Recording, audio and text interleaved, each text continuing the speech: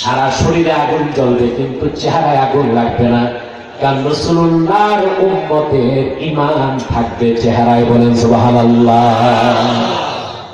হাদিস সাক্ষী, সমস্ত শরীর আগুনে জ্বলবে, কারো হাঁটু পর্যন্ত, কারো কোমর পর্যন্ত, কারো গলা পর্যন্ত।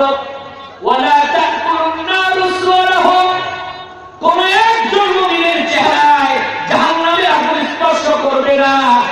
তার কারণে তালাউনুল ঈমানে ফি উজুহিহিম, সুবহানাল্লাহ। মুমিনরা জাহান্নামে গেলেও তাদের চেহারায় ঈমানের নূর জ্বলবে।